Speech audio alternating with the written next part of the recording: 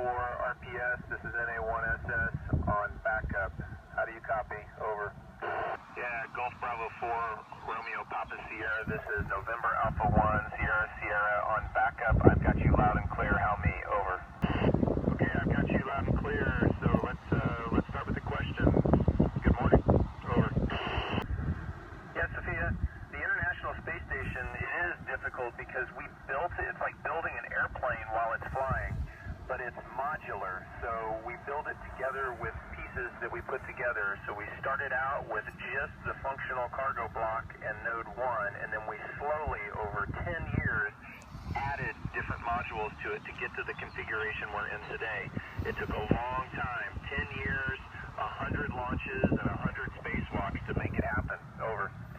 Izzy, one of the challenges is that water doesn't fall to the ground like rain does, and so when the ground gets wet, it doesn't want to go down to the roots. The water just wants to stay at the surface, so we have to develop new types of little pods and technology to be able to pull the water down to the roots. Controlling the way water flows is a really tough problem. Over.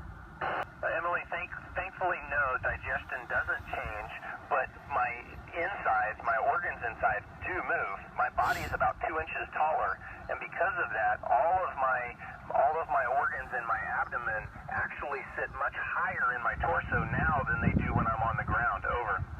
You know, it's truly tough to pick how, because there are so many different things that we do up here, and they're in so many different areas. You know, for instance, yesterday I spent, over the last couple days actually, I've spent about 8 hours working with a team on the ground, and we were studying how water flows on orbit because we don't have any gravity, and capillary forces make water go in so many strange directions. It's almost like the water's alive, and the scientists wanted to use this to figure out how to better design a system to help clean the carbon dioxide out of our air. It was really fascinating. Over. You know, if I start spinning a ball right now, I think it probably would hit the wall, drift slowly and hit the wall before it ever stops. I can't tell that it's slowing down at all. We do have air, so there is a little bit of drag, but there's almost nothing affecting it, so it just spins and spins and spins. Over. You know, in the future, absolutely, I think it will be possible for someone to spend their entire life in space. You know, that's a little ways down the road, and one of the reasons we're up here on the space station is to study the effects on the body, and we're doing longer and longer missions to try to figure that out, because we really right now don't know the answer to would their life expectancy change. Over. You know, Grace, if you do a handstand in space, the blood doesn't go to your head because it's already kind of there. Our hearts on the ground push really hard to keep the blood in our head to fight against gravity. Gravity wants to pull all the blood to our feet, so our hearts are constantly fighting it. In space, it doesn't have to fight that force, and so it naturally pushes lots of blood into my head. So it almost feels like I'm standing on my head all the time on orbit.